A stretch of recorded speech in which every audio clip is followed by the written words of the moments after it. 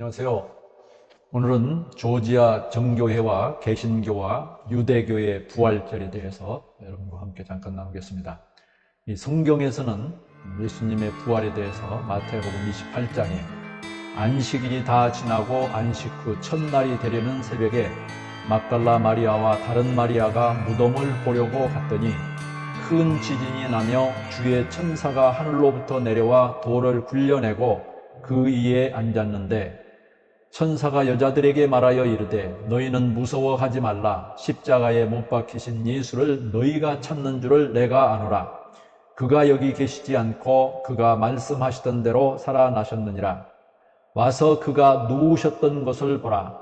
또 빨리 가서 그의 제자들에게 이르되 그가 죽은 자 가운데서 살아나셨고 너희보다 먼저 갈릴리로 가시나니 거기서 너희가 배우리라 하라. 이 외에도 예수님의 부활, 역사적인 부활 사건은 마가복음 16장, 누가복음 24장, 요한복음 20장에 많이 기록이 되어 있습니다. 부활절 날짜가 정교회, 천주교, 개신교 다른데 그 다른 점에 대해서 조금 말씀드리면 성탄절도 그렇지만은 사용하는 달력 차이 때문입니다. 정교회는 전통적으로 율리우스력을 사용하고 천주교와 개신교는 그레고리력을 사용하고 있습니다. 유대교는 유대인의 달력을 별도로 사용하고 있죠. 부활절만 아니라 모든 교회 절기가 사용하는 달력에 따라서 다르게 됩니다. 이 달력이 달라진 이유는 율리우스력에 따르면 1년은 365.251이어서 이는 태양년의 1년, 즉 365.241보다 매년 11분가량이 더 길어지게 되어 128년마다 하루의 편차가 생기게 된다고 합니다. 16세기의 천문학적 충분과 달력상 충분 사이에 열흘의 격차가 발생했습니다. 이에 교황 그레고리우스는 1582년 10월 4일에 다음 날을 10월 15일로 정한다는 칙령을 선포했습니다. 천문학적 절기와 달력의 절기를 맞추기 위해서 열흘을 건너뛰기로 결정했는데 이 달력이 바로 그레고리력입니다. 하지만 정교회는 1054년 동방서방교회의 분리로 로마 교황의 결정에 반대하여서 기존의 율리우스력을 고수하게 되고 지금까지도 교회 절기의 날짜가 서로 달라지게 된 것입니다. 그런데 부활절도 고정되어 있지 않습니다.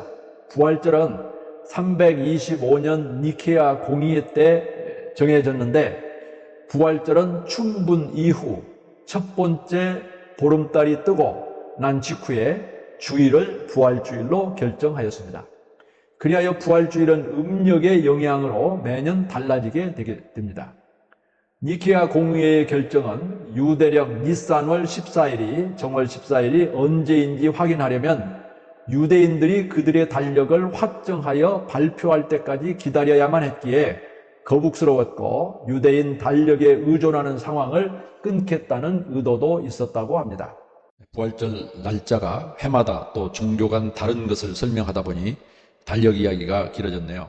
그럼 이 부활절의 명절에 대해서 한번 보겠습니다. 천주교에서는 주님 부활 대축일 혹은 부활 대축일이라 하고 정교회와 개신교에서는 부활절 혹은 부활주일이라 합니다. 가톨릭 신자율이 높은 유럽이나 라틴 아메리카에서는 부활절을 1년 중 최대 명절로 기념하거나 크리스마스와 함께 최대의 양대 명절로 기념합니다. 호주나 뉴질랜드도 부활절이 최대 명절로 부활절을 전후로 4일간이 휴일입니다. 미국, 캐나다, 필리핀도 정교회가 강한 러시아와 조지아도 크리스마스와 함께 부활절이 최대 명절입니다. 이곳 조지아는 정교회의 부활절 전후에 국가적으로 4일을 휴가로 갖고 있습니다. 그러면 부활절 이전과 부활절에 행하는 일도 한번 살펴보겠습니다.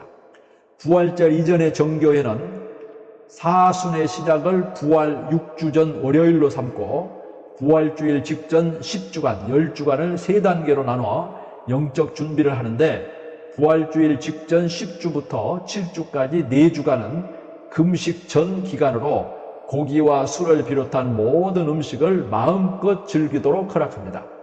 이 기간의 다음 날부터 부활주일까지 또 7주간은 고기와 기름, 달걀과 우유가 들어간 음식을 먹지 않는 금식 기간으로 지키게 됩니다.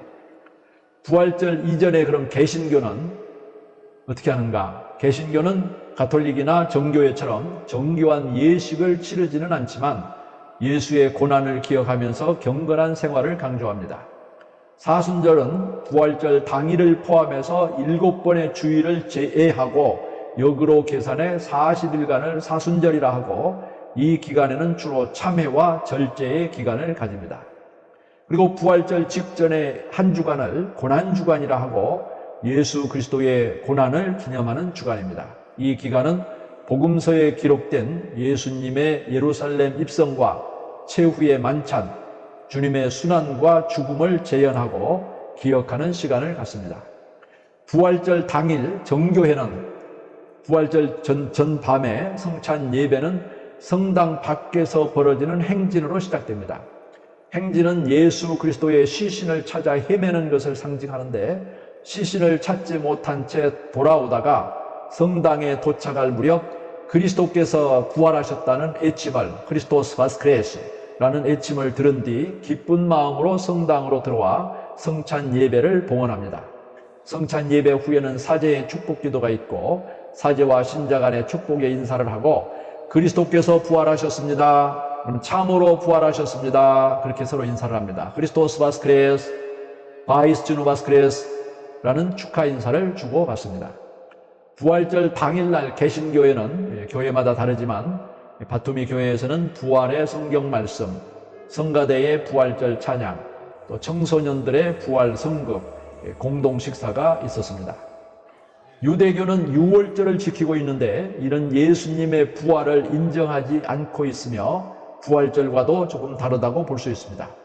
그들은 성전이 없으니 유월절에 잡는 양을 잡을 수 없고 또 출애굽의 상황을 기억하며 유월절 음식을 나눈다고 합니다. 유월절 전에는 집에 누룩을 없애고 소각시키는 일을 하고 어린 자녀들에게 출애굽 사건에 관한 이야기를 들려주고 있습니다. 성경에서 말하는 부활절의 의미, 성경에 기록된 부활절의 의미는 여러 군데 너무 많이 있기 때문에 다 말할 수가 없습니다. 예수님의 부활의 역사적인 사실은 처음에 읽었던 마태복음 28장, 마가복음 16장, 누가복음 24장, 요한복음 20장의 모든 복음서에 나오고 또한 예수님의 부활의 사실과 또 부활의 의미도 신약성경, 고린도전서를 비롯한 여러 성경에 나오고 있습니다.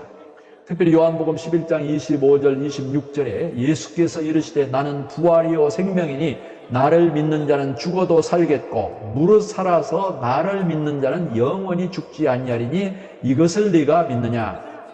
예수님은 부활하셨습니다.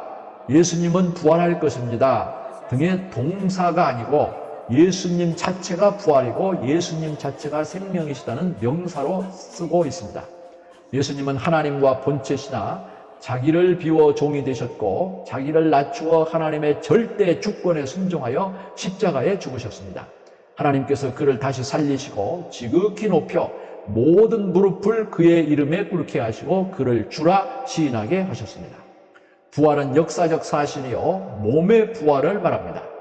이 세상은 엔트로피 법칙과 크로노스의 시간이 무섭게 사망으로 이끌어가고 있는데 부활은 엔트로피를 이기는 네트로피 법칙과 크로노스를 이기는 카이로스의 시간으로 들어가서 현재성과 동시성의 시간을 살게 하는 것을 알 수가 있습니다.